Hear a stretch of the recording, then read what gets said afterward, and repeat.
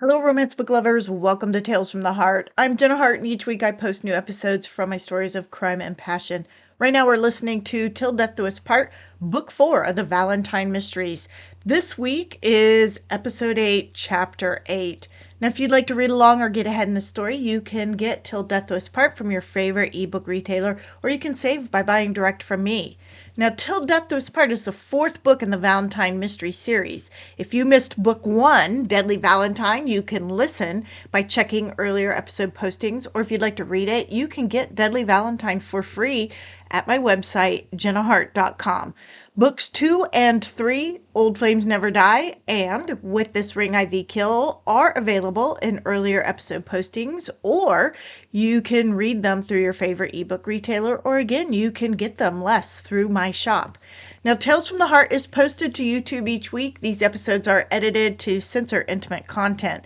But if you'd like to have a version that includes the spicier bits, plus get early access, behind-the-scenes information about the stories, bonus content, and more, please join my free exclusive sweetheart group over at jennaharte.com. Now, never miss the mystery or romance by hitting the subscribe button, and remember that all the details and links you might need are just a click away in the description.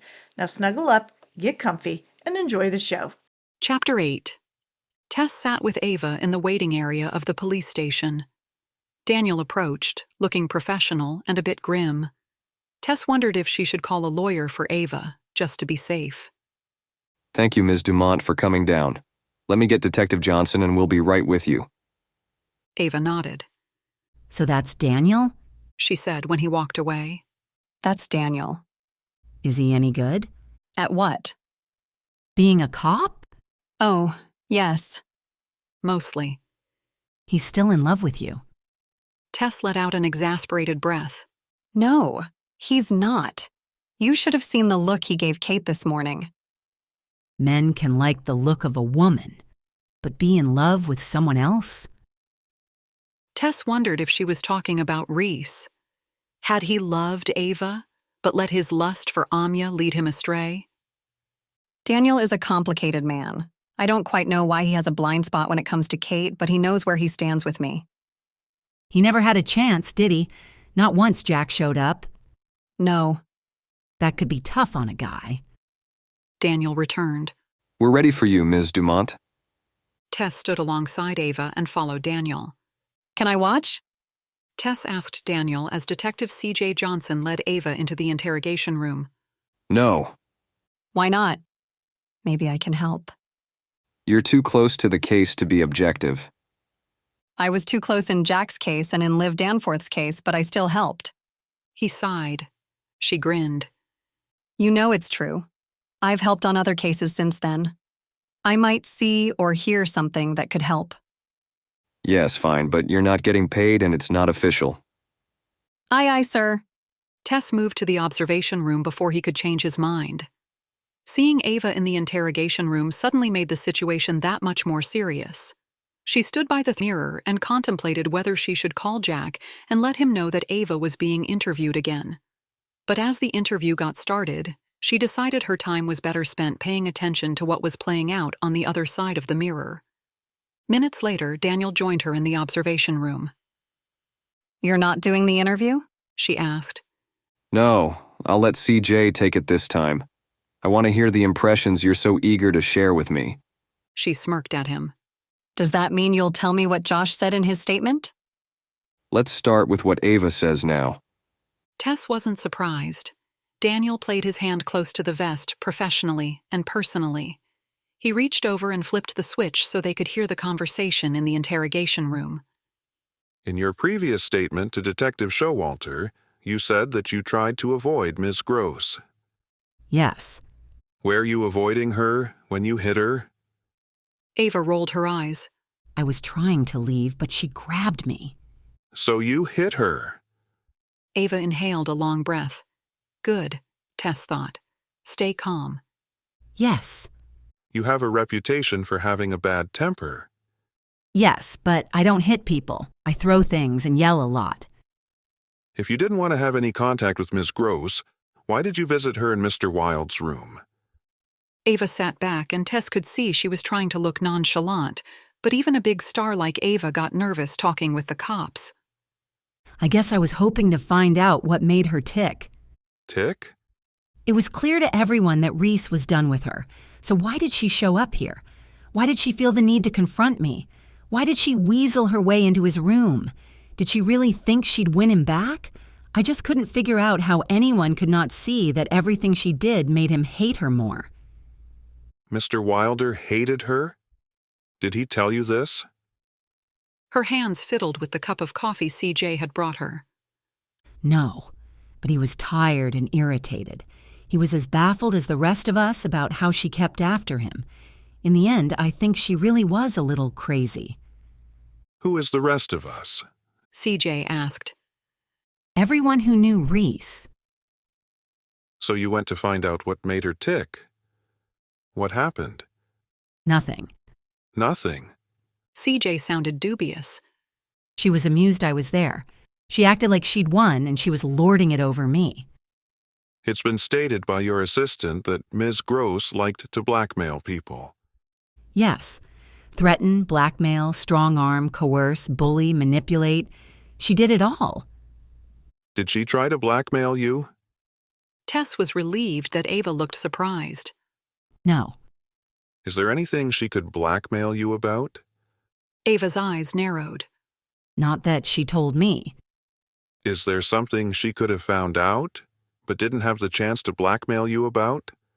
No. But Ava shifted in her seat. Interesting? Daniel said. Tess thought so too, but not in a good way. Did Ava have a secret? Are you sure? CJ prodded. Yes, but it wouldn't matter. The last time she wanted to get rid of me, she made up stuff. How did she do that? CJ asked. Tess tried to decide if maybe it wasn't time to get Ava a lawyer. The more Ava talked about the terrible stuff Amya did, the more she was giving the police motive. I don't know how she did what she did. I just know that when Amya got something in her head, nothing else mattered. And when it came to Reese, she'd do whatever it took to keep him. So, when she laughed at you, is that when you hit her? Ava's eyes widened. What? No, I never touched her. You hit her earlier in the evening. She was egging you on. You can't tell me you didn't want to hurt her, to stop her. She saw you as being in the way of getting to Mr. Wilder, but she was in your way to him too, wasn't she? She jerked back, and instead of surprise, she displayed the anger she was known for. No, you've got it so wrong. Whether I was there or not, Reese was done with her, and there's nothing between Reese and I. There never was. Did you have some wine with her? She handed me a glass of wine, but I didn't drink any. I was afraid she might have poisoned it. Tess winced. Even if Ava's comment was true, it sounded bad. What about the champagne? What about it? Did you grab the bottle and hit her with it? No, I already told you I didn't touch her. I have a fingerprint on a champagne bottle that says differently. Daniel, you told me this was just an interview. Tess turned accusing eyes on him. This is an interrogation. I need to stop this. You're not her attorney. I could be. If you have my print, Ava said. It's because I looked at the bottle to find out what sort of champagne Amya thought would successfully lure Reese back to her. I lifted it out of the bucket to see the brand. What was it? What?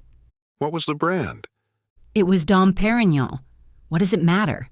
The point is, when I left, she was cackling at me. What time was that?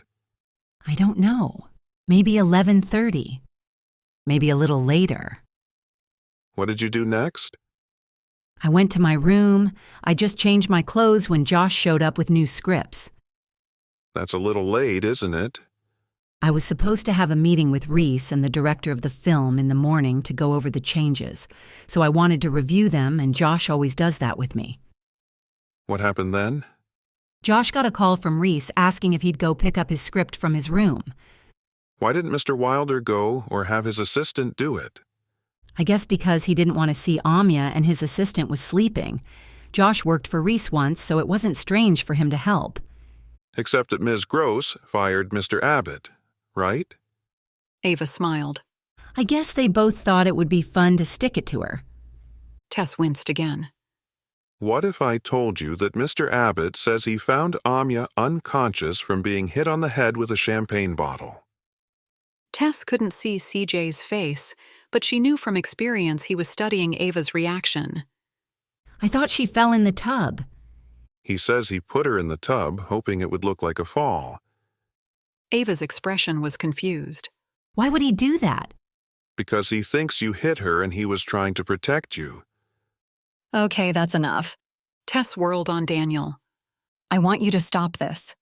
And I want to see the fingerprint report. Because if she's telling the truth, the placement of the prints on the champagne bottle won't be consistent with whapping someone over the head with it. First, we're looking at that. Second, you're not her lawyer. Tess turned back into the interrogation room, trying to decide how she could stop Ava from saying more. So you're saying that you thought Josh Abbott killed her? CJ asked. Ava nodded. I didn't have anything solid except for the fact that she was fine when I left, but dead after he saw her. Why didn't you say anything before? Because my worry isn't proof, and because there was an army of people who had a grudge against Amya. Any one of them could have killed her. But you're the one who hit her earlier in the day. The one who believed that Mr. Wilder would never be free of her as long as she lived. Daniel, this isn't an interview anymore. She knew her efforts to stop the interview were moot, but that didn't mean she wouldn't try. If she wanted the interview to end, she'd need to get a lawyer in there right away. Tess? Daniel turned annoyed gray eyes on her. Amya Gross didn't die from a hit on the head. She drowned.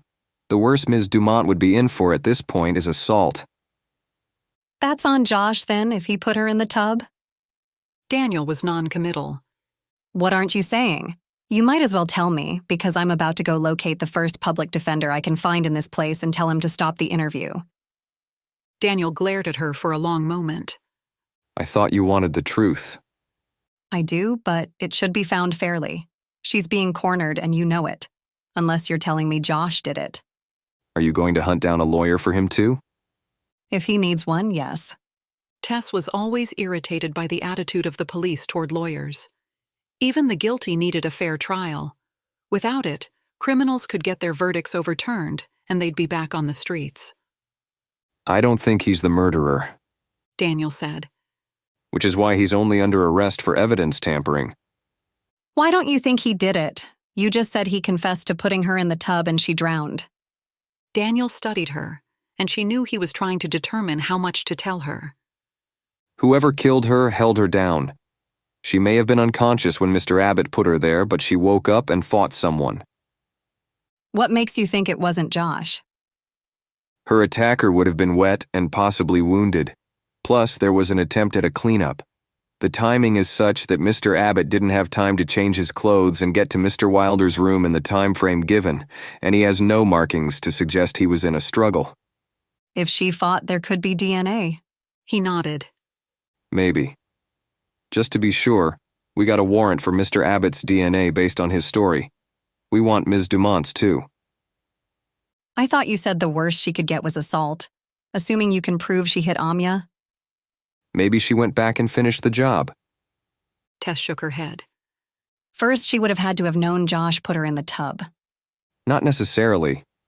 She'd confronted Amya once, and in her own statement, she was unsatisfied with the results. Who's to say she didn't go back? Who's to say she did? Do you have anything suggesting that happened? Tess asked. No. But we are going to ask for DNA. If she doesn't give it willingly, we'll get a warrant. The prince put her there. She hit Ms. Gruss earlier. All of which can be explained. Even so, Tess thought, he'd probably be successful in getting the warrant. And then she had a sickening thought. Ava might have a mark on her from Amya, and Amya might have Ava's DNA from when she grabbed Ava the night before. I need to get her a lawyer. Is all this really necessary? Tess heard Ava say in the interrogation room. I've told you everything I know. Can I go, or should I call a lawyer?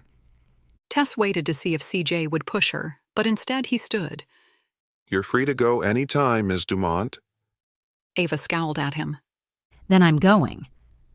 She stood, and looking very much a diva, left the room. Tess hurried out to meet her. You okay? Tess asked. I'm annoyed. She stopped short as if she realized something. Where's Josh? Have you arrested him? CJ nodded. He tampered with evidence. He'll be arraigned Monday. I can't believe he did that.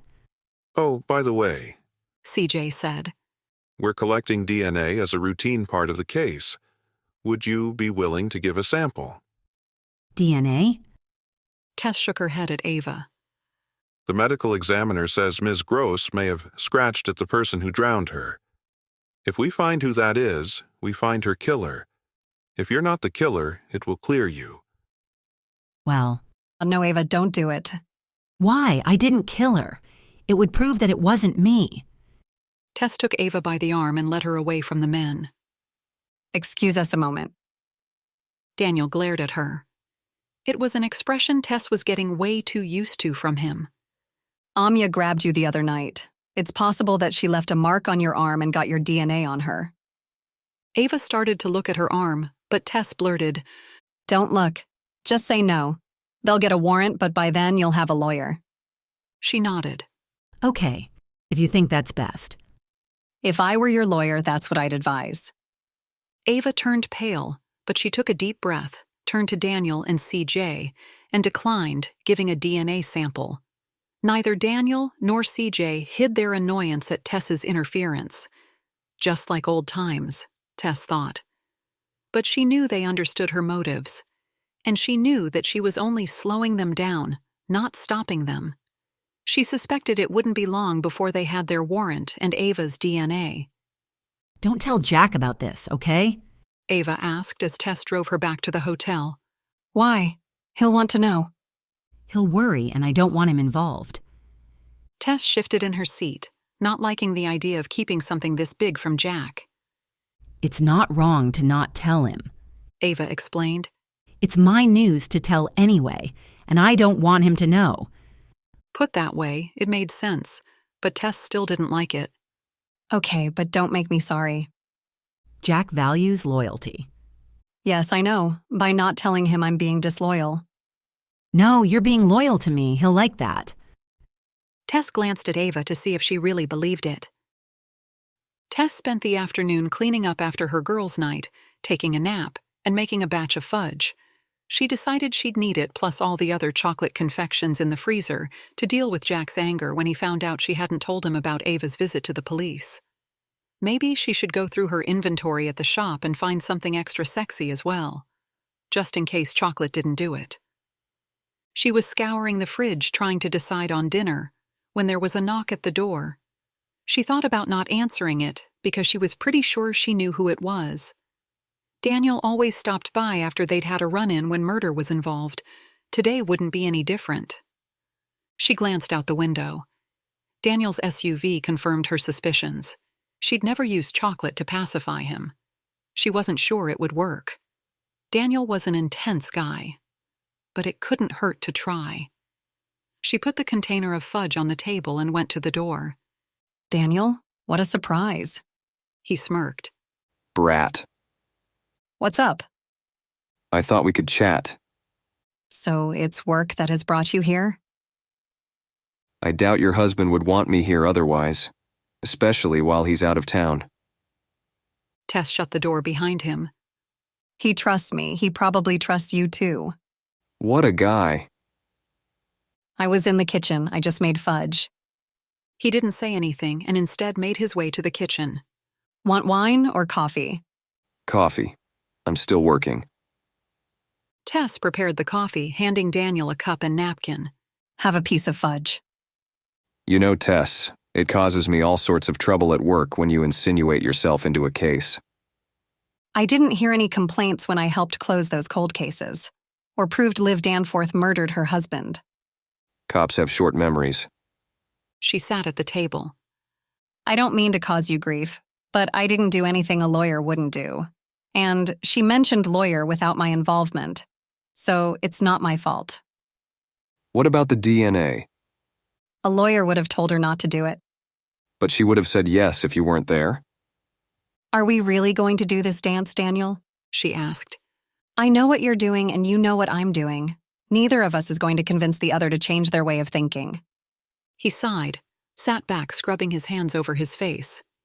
Did you ever read Murder on the Orient Express? Sure. She tilted her head.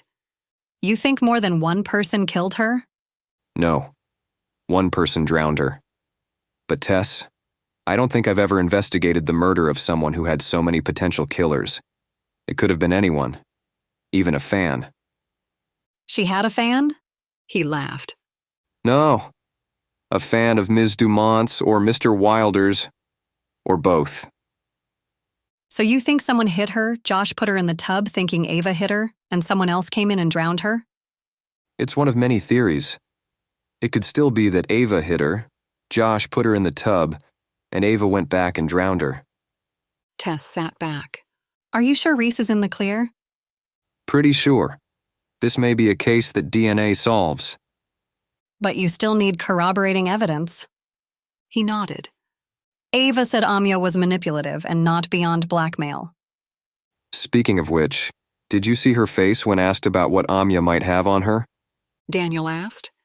Tess nodded. Yes, but don't ask because I don't know anything about skeletons in her closet. Like you'd tell me if you did. She smirked. I'm nothing if not predictable. But my point is, who else did she have dirt on? Who told her where Reese would be so she could show up? Who let her in Reese's room? She told Reese she could ruin the movie. Maybe she had something on him or others involved in the movie. Daniel's nod told her that the police were looking into all those questions, but apparently hadn't found any answers. I know I've been a nuisance, but I can help. You know I can. Maybe you can tell me what you've got so far. Does Jack cater to your every wish? She grinned. He's a bigger pushover than you. He blew out a breath and pulled out his notebook from his pocket. What the hell? We think that Amya got a hotel staff person to let her into Reese's room around 10:30 that night. Ava arrived at her room with you and Jack a little before 11 o'clock. According to your statement, you left her at the door. Tess nodded, remembering her feet were killing her that night. Reese arrived at his room a few minutes after you left. According to Ava, they argued out in the hall. That's confirmed by Reese's assistant, Karen Scott, who heard them from her room next to his. Did she talk with them? Daniel shook his head. She said she made it a habit to stay out of their way when they fought, so she stayed in her room. But she knew it was Reese and Amya who were fighting. She said she heard them argue before and recognized their voices. He left Amya and went down to the lobby and got a new room, 2 floors down. He says he was in it by 11:20. Too bad the hotel doesn't have key cards, Tess said. You could have verified the times the key was used. Key cards must be too newfangled for a hotel making its living based on being a historical site. Anyway, a member of the hotel staff delivered a new script to Reese's original room, and Josh brought one to Ava around 12:05. Apparently, movie people never sleep. Tess had thought the same thing. Hotel staff? Yes, a concierge assigned to several of the actors. Daniel referred to his notes. Carrie Ann Medford. Apparently, she was delivering something to the director's room when she overheard him having difficulty contacting Reese's assistant. She offered to deliver it for him. I think she's starstruck, Tess said, remembering Carrie Ann's demeanor at meeting Ava. She says Amya answered the door and insisted she give the script to her. Carrie Ann was hesitant, but as I've learned from others, Amya can be scary persuasive. What time was that? Carrie says she delivered the script just before midnight, but Ava says she didn't get her script until just after midnight. That would make sense. Carrie Ann was already with the director to get the script, but Josh had to be called, go to the director's room to pick up the script, and then deliver it. The question is, did Ava visit Amya before or after Carrie showed up? Your timeline indicates it was before. Which to Tess's mind proved Ava was innocent. Except the times are guesses. They could be off by several minutes. None of these people passed each other or anyone else in the hallway. If either Carrie Ann or Ava is off by a few minutes, it could easily be that Ava was there first. Tess nodded her understanding. By Ava's statement, she wasn't in the room more than 10 minutes. Daniel continued. Long enough to leave prints on a glass of wine and the bottle of champagne? And hit Amya. Before Tess could respond, he continued. Josh and Ava are in agreement that he showed up to her room just right around midnight. He brought her the script and planned to help her highlight changes for a meeting the next morning. His and Reese's cell phones both record calls at 12:10. That's when Reese called and asked Josh if he'd get his script and bring it to him. Right. Which he did. According to Josh, Amya was unconscious and on the floor in the living area when he arrived. How did he get in? Tess asked. He says the door was ajar. She could have let him in and then he hit her and put her in the tub to cover his tracks. If that's the case, why confess to putting her in the tub? Daniel said. Because Reese puts him in the room around the time it happened. So he puts the blame on Ava, which isn't hard to believe when you consider her temper and the altercation earlier in the evening. Daniel nodded. Good point. And one you probably already considered. Of course. As far as we can tell, he arrives at Amya's room at around 12:15 and is at Reese's room by 12:35. So that's 20 minutes to put her in the tub and get to Reese's. He did more than that. He cleaned up the bottle. We found it in the trash in his room. He also rearranged furniture to cover up the blood. He undressed her and filled the tub about halfway. Wow, that's fast. That's why you don't think he drowned her. To do all he did and get to Reese's room would have taken the full time. Yes. And the medical examiner says she fought. He wouldn't have had time to change wet clothes. There aren't any scratches on him either, although she may not have been able to scratch him. Why? She saw that tug of war in his eyes, suggesting he wasn't sure he wanted to give her every detail. Then with a shrug, he said, Whoever killed her held her face down in the tub. Face down? Tess imagined what that would look like. It wouldn't be pretty. Amya could struggle, but her hands and legs would have been powerless to grab her killer or get herself free unless she was a contortionist. Do you think that was on purpose? When was the last time you bathed face down? So it was like he knew it would be easier. And less likely to get hurt or leave DNA. Daniel finished. Who would think of that? Someone who played an attorney on a legal drama. He said, referring to Ava. In fact, it turns out there was an episode of their show that had a similar situation. Could Reese be lying? Maybe Josh showed up later or wet? Tess asked, playing devil's advocate. Josh would have known the show too. Possibly. Maybe Reese sent him there to kill Amya. Could be a perfect murder since by being together they alibi each other. Yes, but then why does he put it on Ava instead of Reese? Because with Ava, he's only in for evidence tampering and she for assault instead of he and Reese being charged with murder. Daniel pondered her statement as he sipped his coffee. We haven't found wet clothing or any signs of a struggle on any of them, but that doesn't mean it didn't happen that way. What if Josh and Ava are telling the truth? Tess asked. That means there's a third person. Experience tells me that it's not likely. But Tess prodded. This case is just weird enough to have multiple killers. do you have anyone else you're looking at? Daniel shook his head. We're still interviewing people. We have statements from everyone, but considering how Amya operated, I have to consider that there were others who wanted her dead. Could someone have come in off the street? Or maybe someone followed her to Jefferson Tavern? Anything is possible. Daniel finished his coffee. They sat silent for a moment. So, no party tonight? Tess shook her head. No, just me and my chocolate tonight. He looked down into his cup, and Tess got the feeling he wanted to ask her something.